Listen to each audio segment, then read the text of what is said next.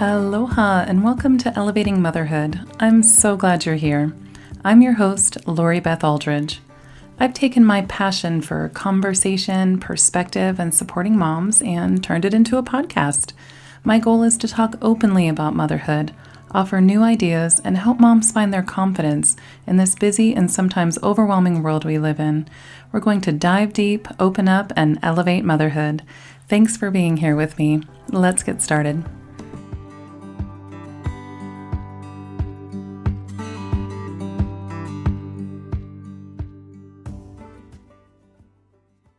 Today's episode is sponsored by Beautiful and Simple, an online boutique I've created and filled with products that remind us to slow down, practice self-care, and focus on the meaningful parts of our day, the beautiful and simple moments. One of my favorite new mugs is the Christmas one that says "Heaven and Nature Sing" in beautiful script. It's a sweet reminder for me to lean into the season and what's most important to my family. It's also oversized at 15 ounces, leaving plenty of room for frothing all the holiday goodness. Check out the collection of mugs, shirts, and bags currently available at beautifulandsimple.com. Thanks also to Mutu System for supporting today's episode. Mutu is a medically recommended online exercise program that is designed to support mothers postpartum. And it's not just for moms who have new babies. I started using Mutu 2.5 years after my third baby was born. My hip issues and unresolved diastasis recti were continuing to get in the way of my exercise attempts and everyday comfort levels. I decided to do something about it, and Mutu was the support I was looking for. I started to experience relief after just 1 week of using the program. I highly recommend it as a way to boost your strength and confidence. It's gentle, doable, effective, and you can use it at home. Buy it once and it's yours for life. There's more information about Mutu over at elevatingmotherhood.com/MUTU. And you can hear more from the founder and CEO, Wendy Powell, in episode 41. Go check that out after the show. There's a link to that episode and more information about Mutu at elevatingmotherhood.com/Mutu. Part of growing as moms, as people, and really elevating motherhood is gathering new information, listening to stories, and considering perspectives that maybe we haven't heard before. This is one of those episodes that is going to gift us with new to us information about how our purchases impact others, including other moms around the world. My guest today, Lauren Manwill, is the owner of Naupaka, a thoughtfully curated online boutique that focuses on fair trade and ethical fashion and products. Lauren is here to share stories and insights about how our dollar can be used to make powerful purchases for social change, a timely topic given that the holidays are upon us.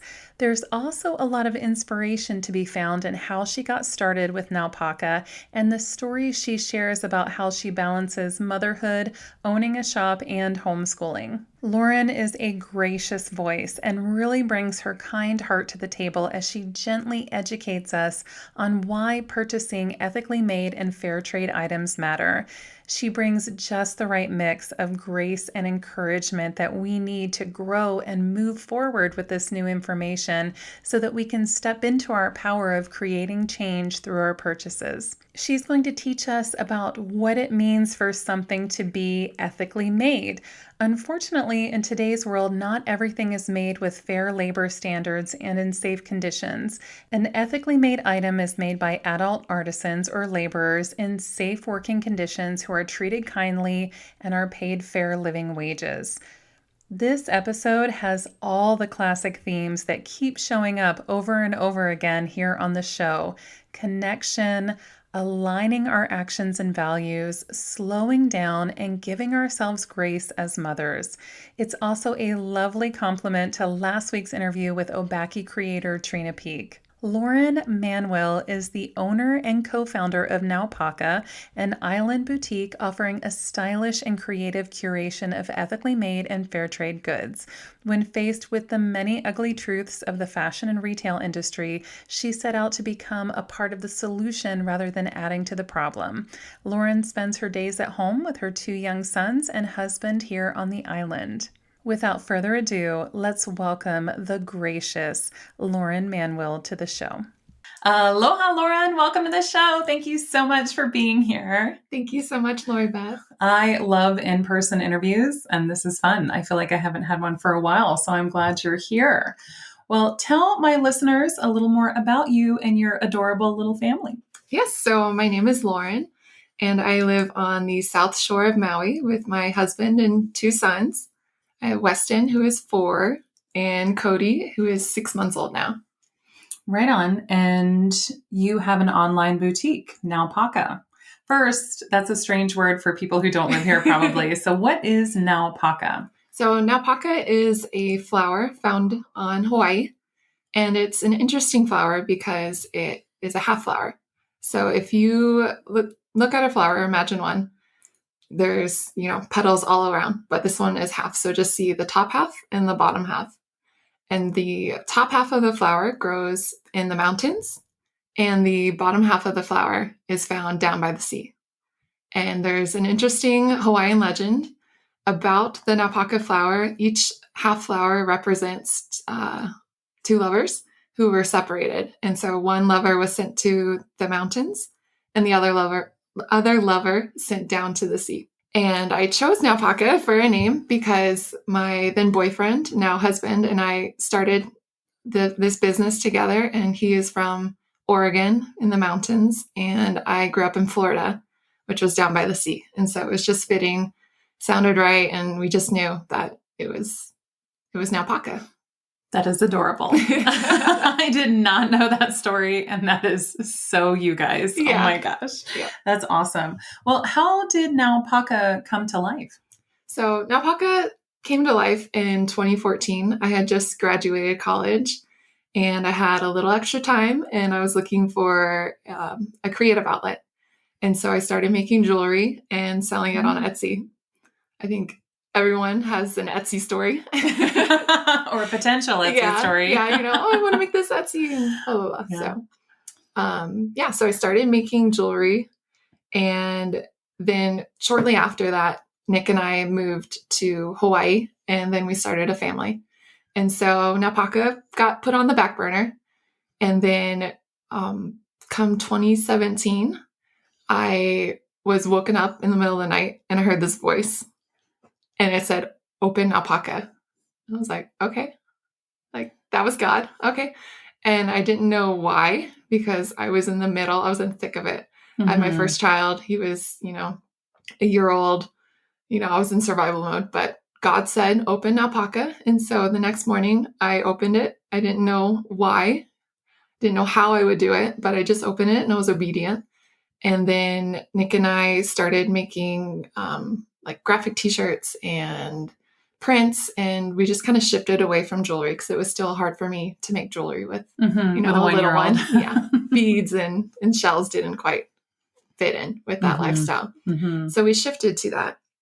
And while I was researching to make t-shirts, I was seeing, what we wanted to print on, and I came across ethically made t-shirts.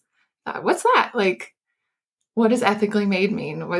Shouldn't everything be ethically made? And so I went down that rabbit hole of ethically made things, and I felt confronted with this new information. I found out that things are ethically made and things are not. And I had a decision to make. Do I ignore this information and just take the easy way out and, pocket more of a profit in my shirts and my business, or do I do the right thing and, put in the hard work and do the long research and everything that entails finding ethically made things? And I had to do it. I couldn't just, turn my head the other way and just pretend I didn't know these things. And so that began our ethically made journey with Naupaka. And so now what kind of products do you offer in Naupaka? So now in 2020, Naupaka is an online boutique. We have a curation of ethically made clothing, home goods, kids wear, jewelry, accessories, as well as our original branded shirts and stickers and decals. So we've expanded to retailing other fashion brands as well. That's awesome. I like how you talked about feeling confronted with this new information, because I think that's how listeners and myself are going to feel today, just being exposed to this new information, because I think that there's a certain level of awareness, but there isn't any sort of internal conviction in a lot of us to step into that, own that, look at our shopping habits, research where our $5 t-shirts come from. Instead, we're, encouraged to tout them online of like, look what I found at this sale, Yes. Look, I got, 25 shirts for the price of 5. And we don't really think beyond the good deal that we got. We live in a culture where, and this is true, and I'm part of this same culture. So it's not me standing up here in my hill going, look at what the rest of the world is doing. No, like I'm a part of it too, where it's just consumption, and having more rather than quality, or more rather than thinking about how our purchases make a difference outside of us feeling good about saving money in the moment. So I wanted to invite you on to open our eyes a little bit more to this so that we can take in some of this information and then choose to confront it within ourselves or not. And this isn't going to be an episode where I think you or I are trying to convince everybody to switch their shopping habits cold turkey. Just instead having an awareness and, possibly making a small change here or there. I know that the way that I shop this holiday season is going to be different out of sheer necessity and just 2020 Absolutely in general. But I think that it would be helpful to have more of this information going into the holiday season. So what do you wish more people understood about things like fast fashion and what goes into producing cheap clothes and products? Absolutely. So getting into ethical fashion, you have to give yourself grace, and you need to be ready to accept the new knowledge that we didn't know this, and we've been told you need more, and you need it for less. And it takes time to really realign our values and our knowledge. Buying a $10 pair of jeans sounds like a great deal, but in reality, there's a true cost to that $10 pair of jeans that we aren't seeing. We've been so conditioned to think that we need 6 pairs of $10 jeans instead of 1 pair of $60 jeans. We're spending the same amount of money, but we get more. We see more for that dollar spent, and we think it's a good thing. And it's so sad that we've been conditioned this way and told this is the way to be. And we have those $10 jeans, and I used to buy those jeans. Like, I am the first person to tell you I am not perfect.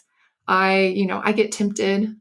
I have moments of weakness. I do not buy everything ethically made. I would like to, but it's a journey. It's something that you do. You focus on progress over perfection. You'll drive yourself crazy wanting to buy everything ethically made right out of the gates. It's too much to think about when you first start. So give yourself grace. When you think of fast fashion, a good way to think of it is compare it to fast food. So fast food is cheap and it's quick, and you kind of impulse buy it. You're not going to buy fast food like on Thanksgiving Day. Like, it's an impulse buy. You plan your meal out on Thanksgiving, and you say, I'm going to, get these ingredients together, and I'm going to make all these dishes. And when you find yourself going through the drive-thru at McDonald's, it's because, I'm hungry and I need this. And so you pop in and get a cheeseburger or whatever, and it's not well planned or well thought of. So to buy ethically made, it takes a little more time, a little more planning, but it's possible. The fast food comparison is actually interesting because I just watched a Food Babe video this morning and actually just shared it on Instagram, where I found out that fast food restaurants use the same ingredient that is the main ingredient in silly putty to keep their fryer oil from foaming. And so she actually threw some French fries and they bounce. Oh my gosh. It's crazy. Wow. Crazy. So interesting because you're talking about not only like the impulse buy part of it, but and just like trying to fill a need as quickly as possible and as conveniently as possible without really looking at the ingredients. And then once you are confronted with the ingredient information, it's like, oh, wow, I don't think I want my French fries to bounce. And I don't think I want to be eating silly putty. Right. You know? Yes. So I can sense that comparison as easily as today. So I had mentioned there's a true cost to the $10 jeans. It is pretty impossible to make a $10 pair of jeans, to make and sell jeans for $10. Someone along that supply chain and the journey of making those jeans is paying that cost. More often than not, they're paying that cost with their health or their dignity. And so it's something that isn't talked about, and we need to talk about it. It's so easy to get caught up in thinking, well, I don't want to pay more than $20 for a pair of jeans. Why would I do that? It's easy to think that, oh, well, the fashion designer is just making, all this money off of me when I know it probably only costs, a couple dollars to make those jeans. But the truth is that the laborers making those jeans are not being taken care of. They're not working in safe conditions. They're not being paid fair wages. And so there is a true cost that's going on. And maybe you're not paying it when you purchase $10 jeans, but somebody else is. And that's hard to hear. It hurts. And you might feel convicted when you feel that, or you might feel kind of confronted. Like I felt confronted at first. I thought, oh my, because it's just not talked about that much. It's starting to be talked about, but we're in the beginning of that conversation right now.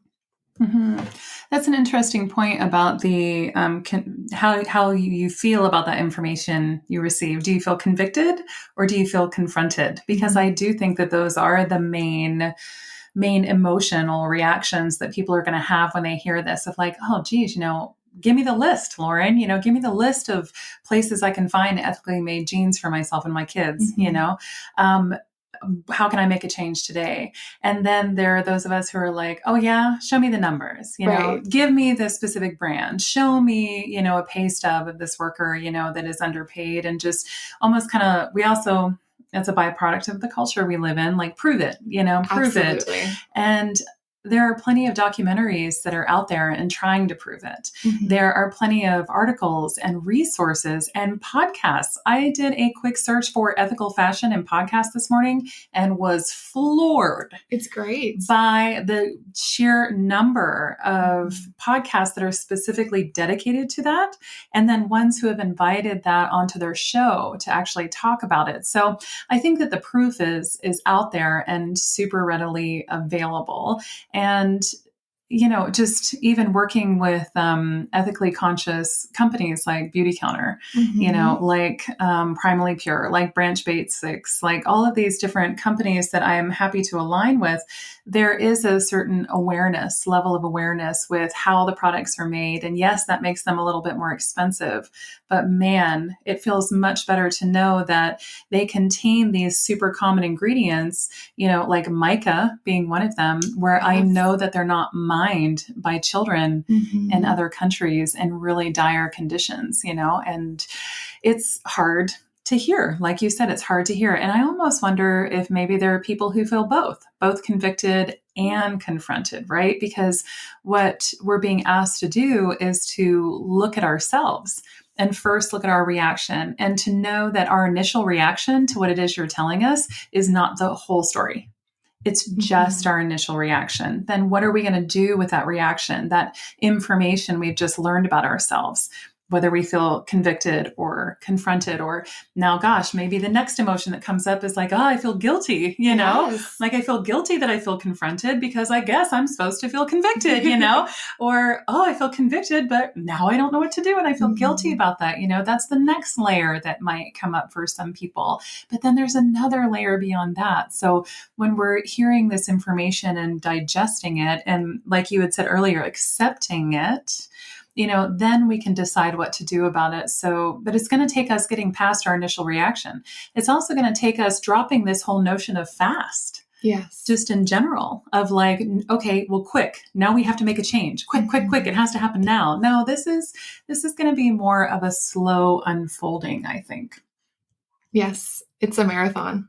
Oh, okay. Great. It's a marathon to change your shopping habits and just your mentality behind it. Mm-hmm. And I can't stress it enough that you just need to give yourself grace and know that it's okay if you don't purchase everything ethically made. Mm-hmm. You'll drive yourself crazy, and just take, one item that you need. Say you need shoes, or maybe you like shoes, and plug in to the internet and say ethically made shoes. And so many beautiful artisan made, ethically made shoes will pop up, and you can browse and find whatever fits you. Mm-hmm. And what a great place to start. Yeah. With a simple online search of just add ethically made to the beginning of what it is you're searching for. Mm-hmm. So interesting. So you had mentioned there's documentaries, and mm-hmm. there's a really great one, and it's available on Amazon Prime right now. Oh, right on. And it's called The True Cost. Mm. And if you feel confronted and you want to know the numbers, or you want to see the evidence, this is a great documentary. It's rough. You have to be ready to watch it. Mm-hmm. And maybe you should watch it if you're not ready, but just know that there might be some tears. Okay. But it's a heart, it pulls your heartstrings, and it covers the garment workers in Bangladesh and a couple other developing countries. And the filmmaker is talking to some of these ladies who work in the garment factories, and they're taking their children to work, and they're showing you what it's like inside, and just talking about this conversation that we're having right now about fast fashion and the push for consumerism and more. Mm-hmm. And there was footage of, the Black Friday shopping, the ones that you see on the news of people just ransacking stores. Yeah. And to see that footage paired with the people making those clothes for mm-hmm. pennies and being paid pennies is just heartbreaking. And it really brings this concept to life. And because it's easy. Like, I've always known the term sweatshop. Yeah. Everyone's heard of a sweatshop, but it was this far off concept that I couldn't picture. I just, it wasn't real to me until I started looking into it myself and allowing myself to see the truth in it. Mm-hmm. And now I'm convicted, and I'm, trying to reach people and tell people about ethically made goods, and that we can still buy things and we can still enjoy things that empower other people instead of hurting other people. Mm-hmm. Healing that disconnect. Yes. Yeah. Really, in every episode, I swear, it's all about connection, right? And it's us making this connection to how our purchases affect others, not just ourselves and our mm-hmm. own bank account. It's a connection to the entire process, because I almost feel like on some level we've been purposefully shielded from the entire process, where people used to be involved in the process from start to finish, making their own clothes. I mean, I don't know how old all of us are, but I'm sure many of us remember our grandmothers buying patterns. Yes, I used to love picking out patterns at Walmart. Yeah. Like, that was my favorite thing. There were entire spinning racks of them, right? Mm-hmm. This was a thing where it just felt like we were way closer to the beginning of the process. And now we're just like at the very end, and there's a giant wall there. So we really can't see where and how everything is being made. And, it's important to know. So I appreciate you pointing that out. And I'll link to that documentary in the show notes. So what are some of the most surprising things you've learned since opening your ethical boutique? So you had mentioned the connection, or rather disconnection, that has been going on with our shopping habits and clothing.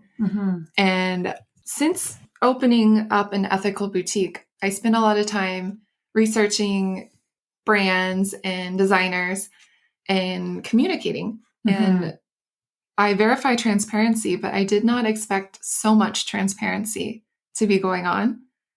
I now know the names of the artisans who are making these clothes that I'm selling. Wow. I can, on some of the tags of the clothing, the name is written right there. On some of the shoes, the names are written in the shoe. But beyond that, I also know the name of the women who are the names. I also know the names of the women who are conducting the quality check and who are steaming the clothes.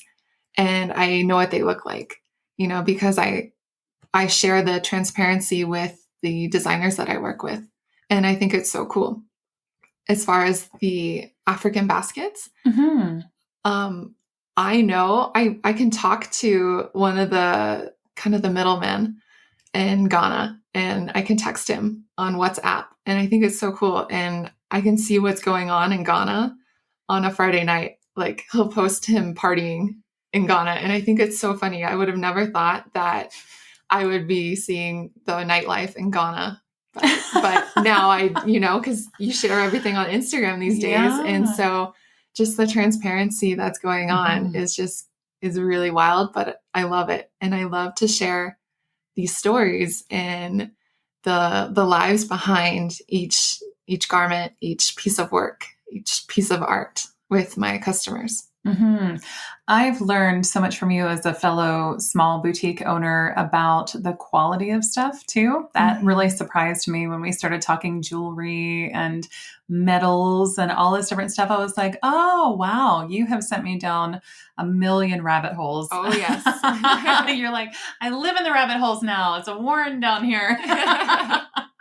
And I think that was one of the most surprising things that I learned from you, and just trying to figure out, adding the search term ethically made before things and trying to figure out these companies and realizing just how small a lot of these organizations are, that it's charities and nonprofits, and just sorting through all of it and then being patient too, right? Yes. The speed of this stuff is really part of it. And I just never thought it would. I thought we'd be talking about wages, and ingredients, but really it's like the speed of everything, including the speed of shipping, especially right now. That is like, wow, that's forefront for a lot of people as we expect all these instant gratification, Amazon orders. I'm just going to say it. Yeah.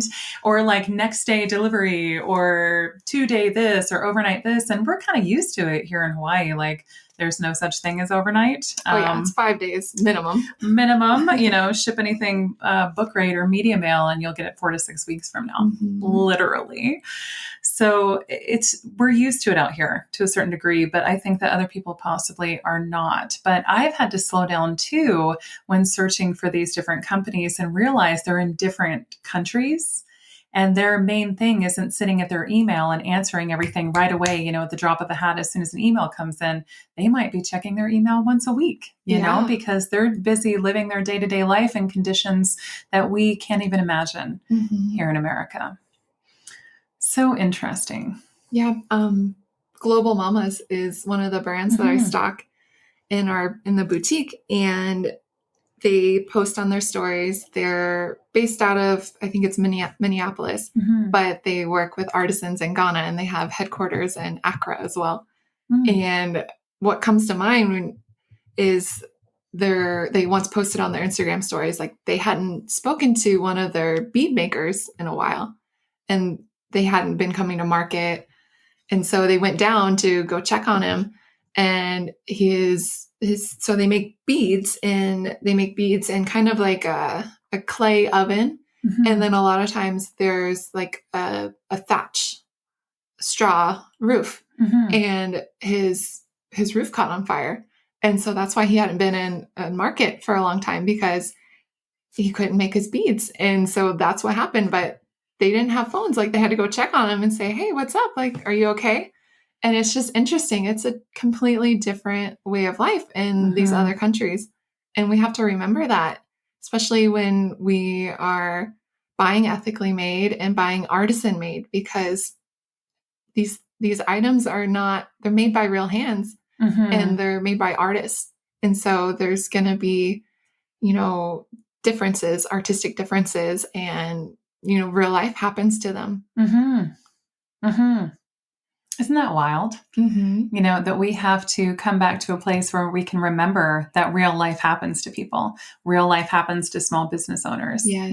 Real life happens to the artisans who are making this stuff, to the people who are acting as the middle contact for both the boutiques and the stores and us, and these makers. It just so interesting. We live in a world where we have to be reminded of this. Yeah. But again, it's not shaming anybody. It's just a gentle reminder for all of us to be like, yeah, you know what? We're people dealing with people.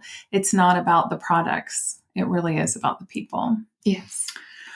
And that's the best thing about buying ethically made, is that these companies and these brands are putting people over profit, and putting the environment over profit.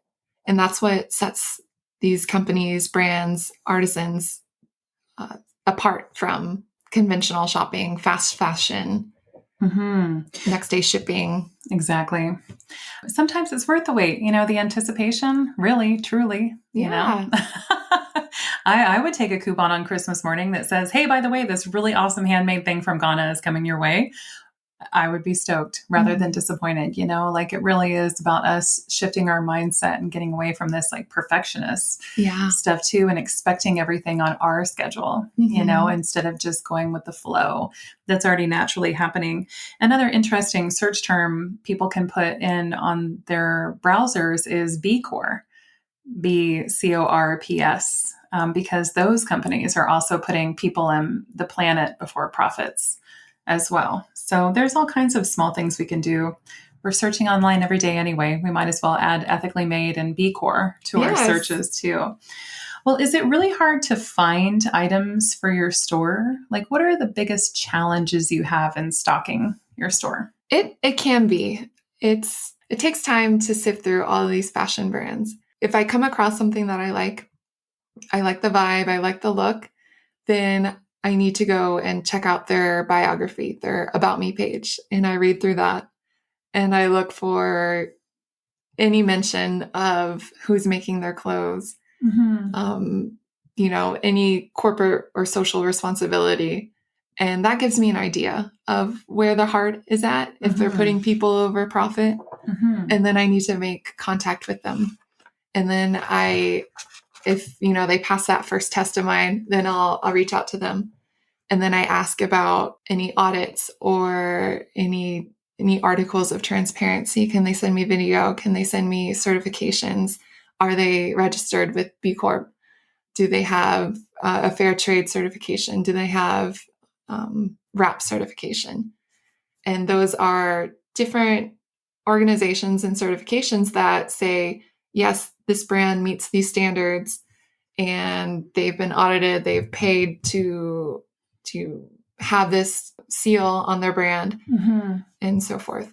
So a lot of times, maybe a brand can be ethically made and they don't have those certifications, but the trade-off is that they have articles of transparency. They can say, this is so-and-so, and she is doing this for me, and show me videos, or, just show the people. And if I get crickets when I ask that, then I know that maybe they are not ethically made, or they haven't even looked into that.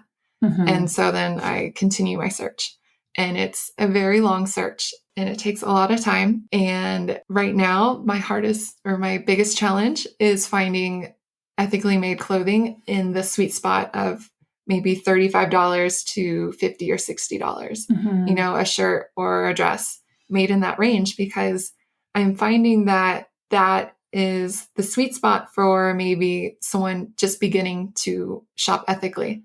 Yeah. It's hard to go from buying $5 t-shirts to $70 t-shirts. That's a very big difference. And so I'm trying to bridge that gap and find that fashion brand that has the $30 t-shirt that can, it doesn't hurt as much to spend, as while you're on that journey and you're learning about the value in spending a bit more on an ethically made piece of clothing. Yeah, it does feel like a big leap. So interesting, because when I asked you that question and you were like, yeah, I looked and see if something is appealing, you said the first step, and I literally thought you were going to say is to order a sample. Nope. I mean, that is how disconnected I think I've been from that whole process. That's so interesting. I mean, my gosh, so much goes into the products that go into these curated boutiques. Wow. I'm kind of blown away. Well, do you feel like business or businesses are changing at all to become more ethical? I do. I think that ethical and fair trade are words that are coming out onto the market. Some of the big box stores are starting to offer fair trade items. I think that ethical is becoming the new sustainable. Are those interchangeable? They can be. Okay. What I mean by that is that a couple of years ago, I think we started seeing more sustainably made pieces of clothing coming out. You might be familiar with recycled plastics. This t-shirt recycles 5 water bottles, or maybe you've heard about like activewear or swimwear made from water bottles. Yeah. So that was kind of new on the scene maybe 3 to 5 years ago. And now it's kind of common knowledge. You see it pretty much in all the stores now. And I think that ethically made is next up. I think you're seeing more stores and brands talking about their social responsibility. It's 2020 now, and it's hard to own any type of brand that doesn't have a social responsibility going on. So consumers want more. You can find a copycat product anywhere, but now consumers are asking for more these days. We want to see your social responsibility, your corporate responsibility. Are you taking care of the environment? And so I think that's a good thing. And I think we're heading in the right direction, that consumers are asking for more from brands. Asking for more, not necessarily in like letters or emails, but with their dollars and how they spend it. Yes. And that's a good point. So we are voting with our dollars. And I'm seeing more and more people talking about each purchase you put in a vote. And so you're saying when you purchase from an ethically made store or buying something made from an artisan, every time you say, I care about this and I want my money, my hard-earned money, to support this developing community. And your dollar actually helps communities access water and medical care. Right. And not only that, a lot of times these ethically made businesses are small businesses. And so you're helping an artisan in a developing country, and you're helping a small business. You're helping a family pay for, a soccer season for their children. And so you're spending your dollar more wisely and more intentionally when you shop small and you shop ethically, rather than shopping at a big store. So interesting, because while you're talking about like fashion and products and all of that, I was thinking about the long marathon journey for me with food purchases, because this whole notion of voting with your dollar and letting stores know what it is you want more of started a very long time ago with me with food. Like I want to see more alternative options. I want to see more organic foods in these stores. I will buy them.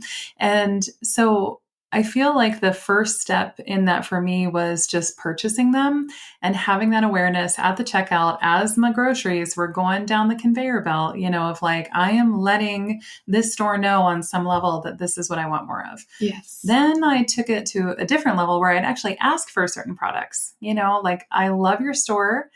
If you stocked this one item, it would make my shopping trip so much easier. If you had this fair trade, organic yerba mate, I'm pretty sure is what I asked for. That's awesome. And, just saying like, if you stock this, I will buy it. And I know that other people will buy it too. And then taking it a step further of not only voting with my dollar and then requesting certain things, just encouraging the store or thanking them for carrying more organic options when I did see the change, instead of just being silent through the whole thing and just being like, I'm going to spend my money and not say a word, just acknowledging the changes and just saying, thank you so much. I noticed that you're bringing in more local foods. I noticed that you're bringing in more of this or whatever. I just really appreciate it. It does make my shopping experience more valuable and easier for me. And I appreciate it. And now I feel like where I am in the marathon is skipping the stores altogether and giving my money straight to the local farmers. Yeah. And buying my beef straight from Maui Cattle Company or the local ranchers rather than buying them in the stores. So it's been really interesting to see how that has shifted, this awareness of noticing what voting with my dollar looks like, taking a more active role, and then going straight to the actual farmers themselves, understanding that giving them more of my money helps them, do better in their business and in their family life too. So I don't know why until this moment, I didn't really transfer that over into literally every other purchase. Like when I'm thinking, I never transferred that over into clothing or jewelry or artisans or any of this stuff. Thanks, Lauren. It's very humbling and interesting, and we're talking years, the food thing and like voting with your dollar is like years and years and years of unfolding. And I feel like some of us are going to be starting this marathon today, and it's probably going to be a slow unfolding, but one that it's better to start than not, I guess. It's a journey. It absolutely is.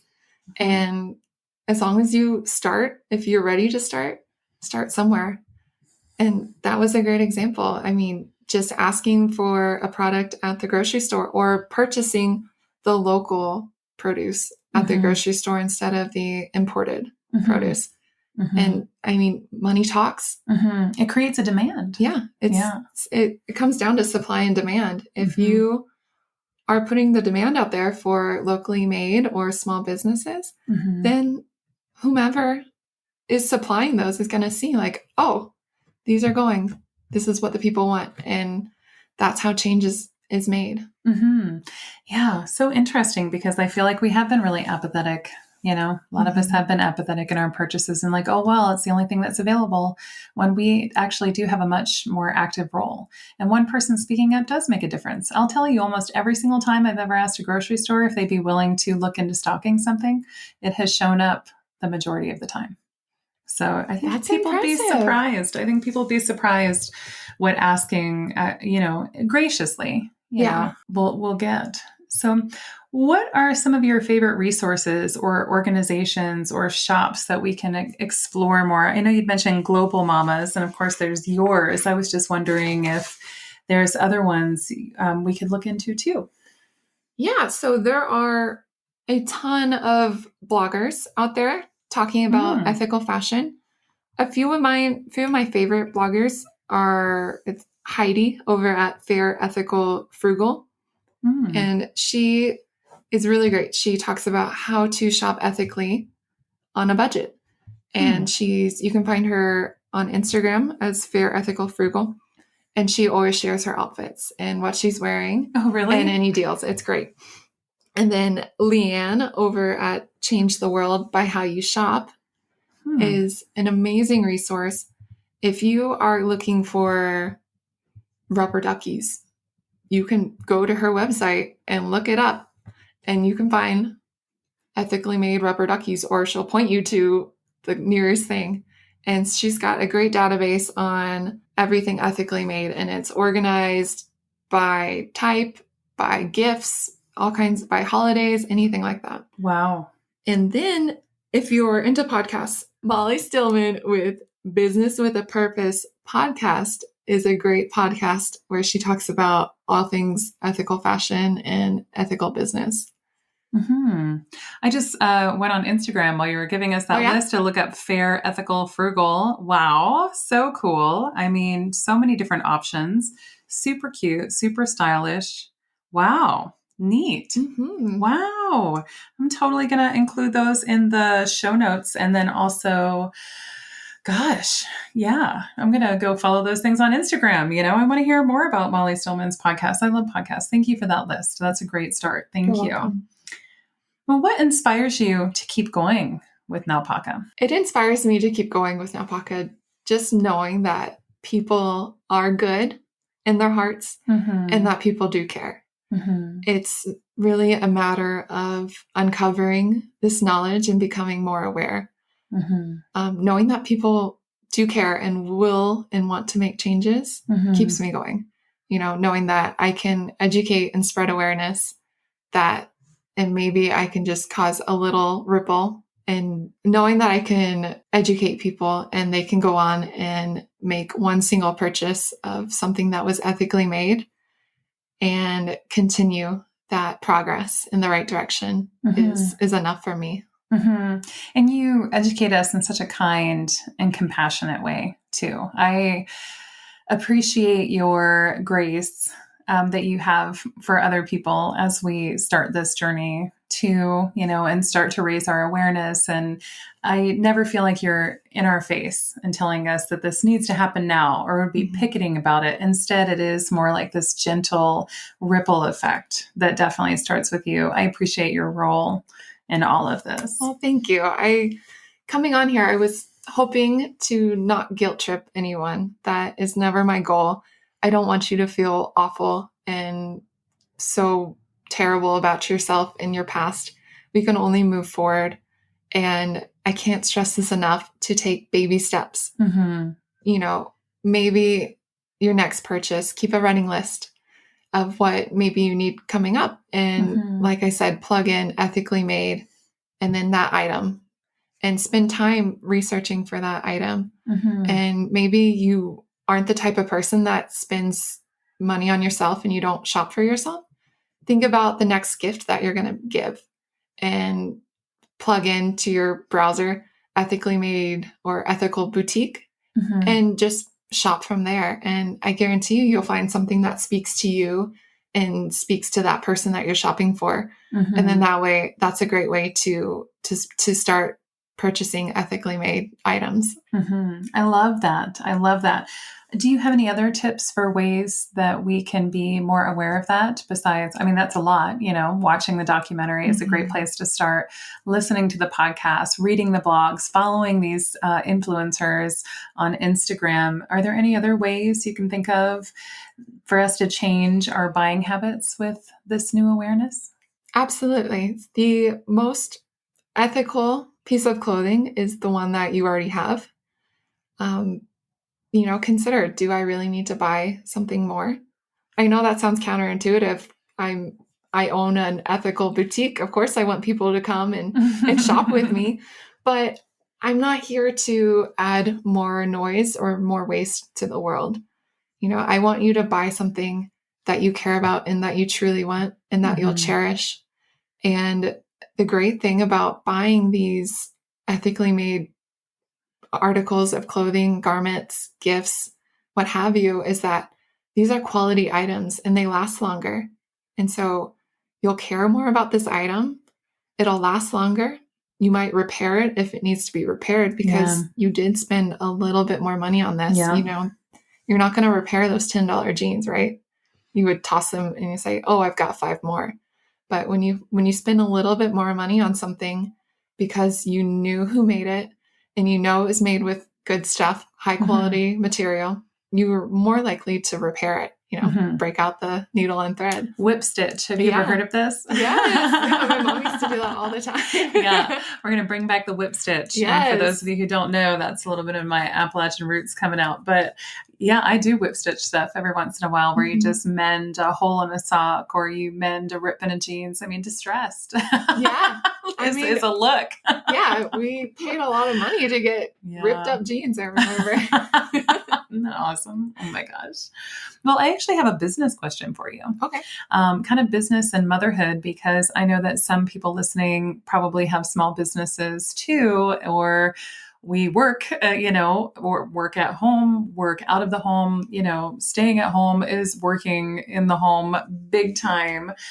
I'm curious about balance for you and what that looks like. Like, I'd love to know, when it comes to motherhood and running a business, are the two separate, or do they overlap a lot? Or, what does that look like in your life?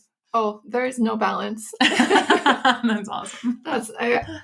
I had to give that up. I had to release myself of finding balance. Oh, okay. I've realized that working from home and staying home with now 2 children, it feels like 8 full-time jobs. Yeah. And what I found works for me is to think of 3 things in my life and interchange them on what I give attention. So maybe I am working on Naupaka, and so Naupaka is doing good. I'm cooking good food, wholesome food for the family. And I am doing good with, teaching Weston, doing homeschool. But those are my 3 things. But the house is trashed. Yeah. And I don't have much of a social life, things have to be placed on the back burner. And then I feel like I can, handle 3 things, but I have to interchange those, and I have to keep kind of like gauge the temperature on everything. Like maybe my husband needs attention. Like I haven't been giving him enough attention. So I need to take out Naupaka and focus on those things. And it's just constant changing and switching those things and keeping an eye on everything else in my life. And that's what's been working for me. I don't have all the answers, and I keep family and Alpaca very close. If you follow me on Instagram, a lot of the time you'll just see my kids and what's going on, and my house is trashed because that's not what's important this week. Right. I love that. I could very easily picture like 3 blocks, or like having a bunch of blocks, like a Jenga tower or something, and if you're trying to like balance a whole bunch of them all at once, it's just going to fall over. But 3, you can keep pretty solid, right? And I can see switching that out too. I'm not sure how often I'd ever put the house block on there, like clean the house block, like 3, but I get it. And I love that, because the cooking part spoke to me too. Cooking delicious, nutritious, life-giving food feels pretty important. I think I'd keep that one on there too. Yeah. I love that. Thank you for sharing that. Well, any advice for shop owners who want to include more ethically sourced or ethically made products in their stores? Yes. So if you are a shop owner and you're wanting to change or incorporate maybe more ethically made items, start locally. That's, the easiest and quickest way to bring back some artisan made things into your store. And, you're giving back to your community, you're supporting your local community, and you're getting some ethically made items. That's awesome. That is awesome. Thank you for that. Any advice for shoppers who want to make more conscious shopping choices, especially heading into the holidays here? Yes. So like I had said earlier, it's easy to get into the impulse buying. Yeah. And so start early if you can. It's a big ask to, to keep it on your radar early. But if you take the time to really research, and hey, I mean, who doesn't like online shopping? It's easier. You don't have to get out and go to the store. And especially this year, it's a little bit different to go shopping in person. And so if you can make a list and spend a little time and really think about who you're shopping for, what you want. And, it doesn't take a lot of time, just, maybe 10 minutes, think about whoever you're shopping for, and then plug it in online and see if you can find that item. It's a slower way of life and a slower way of thinking. Slow consumption, you're buying slow fashion or slow art rather than, fast food and fast fashion. And it's a different concept, but it's doable. And you just appreciate things so much more when you know who made them, when you know the story, when you can see pictures of the artisan who made your scarf, block printing it, in India. And it's really cool to, when you give that gift to someone, say, oh, this was made in India. And they use the art of block printing that was passed down for generations in their family. And each item has a story. And it's so cool to tell the person you're gifting about that item and the story about it. And you get that connection when you shop ethically and you shop small. When you go to a big box store, you just pick something off the rack and you put it in a bag, and you don't know the story behind it. And so it's a slower way of life, but it's a more interesting way. I agree wholeheartedly. I did not know going into this interview that time was going to be a huge part of all this whole notion of slowing down when we're choosing gifts, slowing down when it comes to fashion, just slowing down when it comes to shipping. I mean, everything. And it does take a little bit more time, but I think that we'll find more meaning and depth in our purchases and our gifts. And then I can't help but think that those purchases and the intention behind that will bleed into the rest of our lives too. So it may seem like just buying a pair of jeans, but putting in that extra time, that extra effort to ethically source actual needs rather than just impulse buys or wants is going to positively affect the rest of our lives too. And plus, it just sets a really great example for our kids too. Lauren, this has been awesome. And I know my listeners are going to want to connect with you more. Where can they find you and Naupaka? Yes. So we are online. You can find us at naupakastore.com. That is NAUPAKA store.com. And we are on social media on Facebook and Instagram. And that is Naupaka Store. One word, NAUPAKA store. You're so awesome. Lauren, thank you so much. I really appreciate you. Thank you so much, Lori Beth. That's it for this episode of Elevating Motherhood. Thanks again for spending your valuable time with me today. I hope you found some insight and inspiration, or maybe a little of both. If you liked today's show, please leave a review on iTunes. I use your feedback to plan future shows and cover topics that serve you. You can also connect with me on Instagram and Facebook. Links to those accounts are in the show notes. For more information, including today's show notes, head to elevatingmotherhood.com. That's elevatingmotherhood.com. Thanks again, Mama. I appreciate you.